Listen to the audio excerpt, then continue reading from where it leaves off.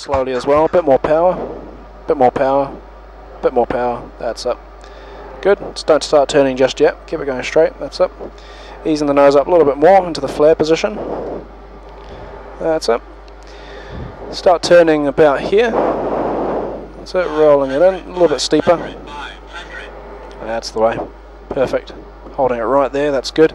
Keeping the pitch under control. Just a little bit more pressure. Not too high. That's it. There you go. Bit of sunstrike there. Keeping the pitch under control.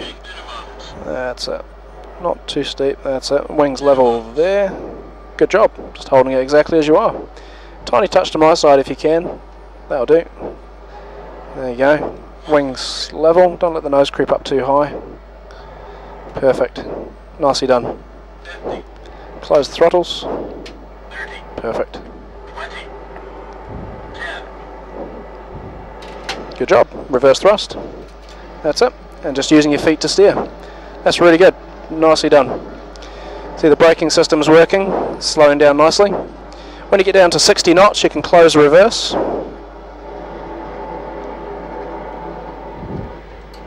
There you go. That's the way. And then just tap on the brakes just for a second, and that disengages the auto brake. There we go. And just let the aircraft coast and slow down on its own. That was really well done. Good job. Excellent stuff. We're going to vacate the runway just up here, so if you just put a little bit more braking on there, and see this yellow line here which takes you off. That's it. Just ease it around the corner there. That's good. Nice and gentle. That's it. And just keep it going all the way around to the left there. Follow the taxiway straight around. So off the brakes there for a second. That's fine. And just keep it going around the corner. That's good stuff. Nicely done. Good stuff. We're going to have to go and park it up now. So as we get off the runway, we can kind of clean things up and tidy the systems up. We can put the taxi light back on and take our flights off. These ones? All the silver ones, yep. We'll just put the speed brake fully closed. Auto brake off. And flaps back up to 0. Good. This is the right up to 0. So this is the stage where you basically see everything folding away just after you get off the runway. We'll switch the electrical power back to the APU as well, so we'll click those two down. Good.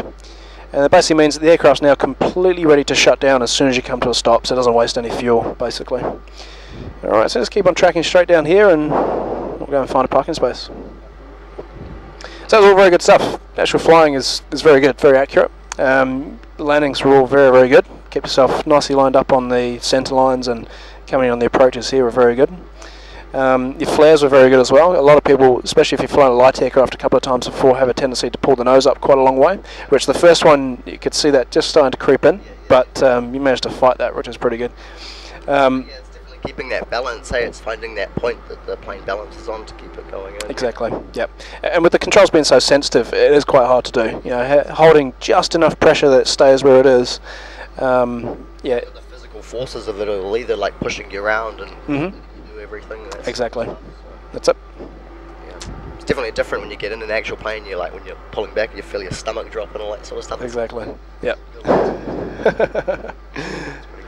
Did you ever get airsick when you was flying, or no? Yeah. There's a guy that I was flying with at Ardmore Flying School. He was determined to be a pilot. He got quite badly airsick for about the first 10 to 20 hours of his flying, and yeah, he managed to fight through it eventually. But yeah, it's like anything. If you're on a boat for so long, you get used to it. But exactly. Yeah. Yep. It's not nice though. No. No. So you see where the Air Canada aircraft is just here, sort of facing in this way with a dark blue tail. Yep. There'll be a line which will take you off to the right, just coming around here. You'll see one line which guides you into where he's parked. Take the next one which takes you into the next space just there. Just a gentle squeeze on the brakes just for a couple of seconds there, just to drop a bit of speed off. Yeah, about now. That'll do. Cool. So you can see this yellow line here which goes around the corner. Goes around this way here. That's our one? Yep, so we'll come around this one. Now you can see the arrow there, that's 27, that's where he's parked. So keep on coming round. You want to pick up number 28, just round here. That's it. Cool, and then you'll be basically nose to nose with the Thai aircraft around the corner there. So see number 28 there. And you can see the yellow line which goes around the corner there. A bit power. Just give it a bit of power just for a second there.